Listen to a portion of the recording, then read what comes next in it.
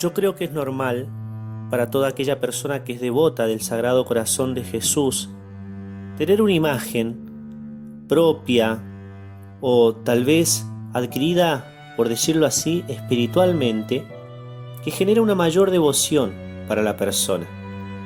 Una imagen que conquista de alguna manera el corazón, una imagen que llama mucho más a la piedad que otra. Y siendo el sacerdote un ser humano, siendo el sacerdote también alguien que tiene su piedad particular, necesariamente tiene imágenes que le llaman más la atención y que lo llevan más a la oración. No es ciertamente distinto el caso personal mío. Tengo una imagencita que hace años, desde mis años de seminario, me acompaña a los lugares donde voy, una imagen del Sagrado Corazón de nuestro Señor Jesucristo, que fue abandonada en su momento por un joven que estaba en el seminario y decidió dejar el camino del sacerdocio, y junto con ese dejar el camino del sacerdocio, se olvidó también de esa pequeña imagen. En ese momento había sido pintada hacía poco tiempo por otro compañero de seminario. Había quedado realmente muy bonita, una imitación del estilo barroco, con ciertamente algunos toques más modernos, pero una imagen muy bonita. El paso del tiempo, los distintos viajes misioneros que tuve que realizar, llevaron a esa imagen a quedar un poquito deteriorada. Algunos golpes quebraron algunos bordes de la base. Entonces, después de varias peripecias, me encontré con otro compañero, ya sacerdote también él, quien generosamente se ofreció a restaurar la imagen. La pintó con un estilo nuevo, tratando de imitar el estilo que se utiliza para los íconos, pero una cosa bien particular la que hizo él. Siguiendo de alguna manera el proceso del ícono, llegó a un estilo propio, y lo que a todo el mundo le llamó la atención cuando la obra fue concluida, y que a mí también me llamó la atención y de alguna manera me conquistó el corazón, es que el rostro del Cristo está sumamente triste, y no solamente se manifiesta una tristeza extrema, sino que sus ojos están cerrados, como quien está desgarrado ante la realidad y ya no tiene fuerzas para continuar viéndola. Pero es alguien que no ha desistido, está sufriendo, pero ahí está, firme. Esa es mi pequeña imagen del Sagrado Corazón de Jesús. Un corazón de Cristo que se ve triste. Triste porque Él preparó a su criatura, al ser humano, a cada uno en particular, para una felicidad eterna. Y esa criatura no captó aquello para lo cual había sido preparada. Eligió vanidades, cosas que no tienen fuerza ni valor, y el corazón de Cristo se sintió desgarrado. El sufrimiento realmente partió su corazón y el rostro triste se manifestó también en esa imagen. Podemos decir que esa tristeza de Cristo es la tristeza del amor. Aquel que ama y no siente correspondencia a su amor sufre. Y solamente el que ha tenido esta experiencia sabe lo martirizante que es. Qué difícil olvidar cuando uno ama y aquel a quien ama no responde a ese amor. El corazón de Cristo sufre esto. Sin embargo, quiero detenerme en esta ocasión en una realidad que parece totalmente opuesta. Es la tristeza. Sí, la misma palabra, pero no esa tristeza que brota de un amor no correspondido, sino la tristeza que muchas veces es impulsada por el demonio que lo que busca hacer es alejarnos del amar, alejarnos del corazón de Cristo. Es un tema importante, muy importante, porque vivimos en un mundo triste y se grita, se canta, se baila, pero en el fondo, en el corazón de la mayoría de los hombres y mujeres de nuestra época, una profunda tristeza los invade. Es la tristeza no del amor no correspondido, sino del amor no encontrado, o del amor rechazado, o del amor no entendido. Hablemos entonces en esta ocasión de esa tristeza que es hija, que es consecuencia, ni más ni menos que de la obra de Satanás.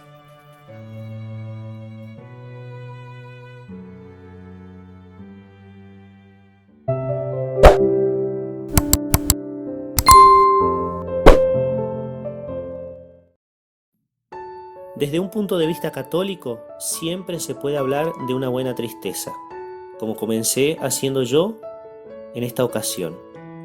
Pero me quiero detener más en la otra tristeza, la tristeza que es absolutamente negativa, la tristeza que no brota del corazón de Jesús.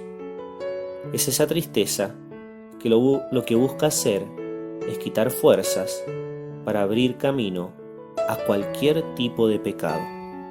Es una tristeza que es buscada abiertamente por el enemigo de nuestra naturaleza para destruirnos. Y quiero hablar de esta tristeza analizando los sentimientos que surgen de ella y los consecuentes actos que vienen de esos sentimientos. Esta tristeza mala, esta tristeza que no quiere el corazón de Jesús, nos lleva como sentimiento propio a no tener voluntad, a no tener ganas de rezar.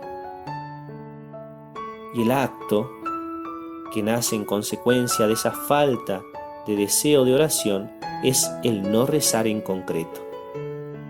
Como sentimiento propio, esta tristeza nos lleva a mirar otras cosas que no son Dios y que no son la voluntad de Dios con ilusión.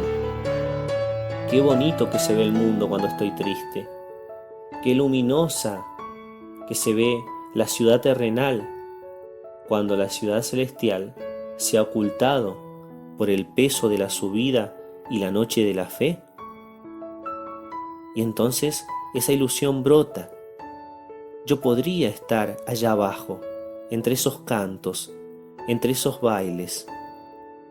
Y el acto propio de ese sentimiento es huir de las propias obligaciones. Sí, porque el que se ilusiona con cosas que no tiene, deja de hacer las que sí tiene y que son su obligación. Otro sentimiento que brota de la tristeza es no querer lo que se hace. La persona está como rabiosa de lo que tiene que hacer. Y entonces brota un acto, que es el cambiar de propósito. Yo sé que en este momento me había propuesto rezar, pero como no tengo ganas, no rezo. Yo sé que me había propuesto tener paciencia con mi mujer, o con mi marido, o con mis hijos, o con mis compañeros de comunidad si soy religioso. Pero en este momento estoy muy colérico. Entonces dejo rienda suelta a la cólera, mudo de propósito. La tristeza como sentimiento también lleva a no tener fuerzas para lo que uno ve en conciencia que es lo mejor. Yo sé que puedo ir a misa cada día y recibir la Santa Eucaristía, que no es otra cosa que el mismo Jesucristo. Pero como estoy triste, mejor me quedo en mi casa, con mis comodidades, y sí, voy a rezar el rosario. Pero estoy haciendo menos de lo que yo podría hacer. No tengo fuerzas para lo mejor. Y entonces empiezan a hacer cosas que son buenas, no estoy hablando de cosas malas todavía, pero son menos buenas de lo que deberían ser. La tristeza hace brotar el sentimiento de miedo a la cruz, al sufrimiento, a la penitencia. Y entonces la persona huye de estas realidades, se fuga de la voluntad de Dios. Y ese es el acto propio, la huida, la cobardía, podríamos decir. Otro sentimiento que brota de la tristeza es la pereza, la melancolía. ¿Y qué pasa cuando la persona está perezosa y melancólica? Pierde fuerzas en esas realidades. Y cuando pierde fuerzas y está en movimientos sentimentales negativos, empieza como acto propio a escuchar los consejos del mismo demonio. De aquí que yo, para evitar los daños terribles que puede hacer la tristeza en nuestra vida, tanto en el plano humano como sobrenatural, quiero dejar algunos consejos. Lo primero para tener en cuenta: para luchar contra la tristeza hay que hacer un firme trabajo en la voluntad. Y diría esta palabra, crueldad. Crueldad con uno mismo. Uno tiene que estar bien firme en su voluntad para vencer la tristeza. En segundo lugar, hacer un positivo trabajo en la alegría. No podemos esperar que la alegría venga. No podemos esperar que el sol brille en nuestro día o que nos ganemos la lotería. Trabajar por estar alegres. Ayuda mucho, tercer consejo, aumentar la cantidad y la calidad de la oración y evidentemente también de mi penitencia, de esos sacrificios que hago voluntariamente y que también yo busco por amor de Dios. Otro consejo: no escuchar los pensamientos que vienen a mi cabeza en el momento de la tristeza, porque como estoy triste, veo el mundo de una forma negativa y mis pensamientos no son otros que los pensamientos que pone en mi cabeza el mismo Lucifer. No puedo escuchar en ese momento consejo alguno que viene a mi cabeza. Otro consejo: como yo no puedo escuchar esos pensamientos que vienen, tampoco puedo cambiar los propósitos o las obligaciones que yo había asumido. Tengo que continuar firme, haciendo lo que Dios me pide, haciendo lo que yo antes había visto, a pesar de que ahora no lo sienta, a pesar de que ahora esté triste. Tengo que trabajar como consejo diferente en una visión positiva de mi actual realidad, porque el que está triste ve todo mal. Y en realidad no es que está todo mal, su tristeza le hace ver todo mal, o puede haber una cosa mal, pero no es todo. Entonces trabajar en una visión positiva de la actual realidad, encontrar esos elementos en los cuales brilla el amor de Dios, a pesar de que yo ahora esté triste. Y sobre todo, como consejo sublime diría yo, mucha confianza y obediencia ciega al director espiritual. Todos tendríamos que tener un director espiritual, un sacerdote que nos ayude, que nos oriente. Confianza y obediencia ciega, porque como en la tristeza la persona camina debajo de sus sentimientos, debajo de sus oscuridades, necesitará guía de alguien que está en una situación diferente, de alguien que ve desde afuera. El corazón de Jesús sufrió muchísimo para que nosotros estemos alegres. El corazón de Jesús se dejó abrir de tajo para que nosotros luchemos contra toda tristeza. Y si el corazón de Jesús estuvo triste, fue porque nosotros quisimos continuar con nuestras tristezas. Es enfermizo deleitarse y dar vueltas en las tristezas. Es propio de cristianos valientes, de personas que aman al corazón de Jesús y que entienden lo que Él quiere, luchar contra toda tristeza, entenderla como un enemigo que nos debilita y nos prepara para cualquier pecado. El corazón de Jesús no quiere eso.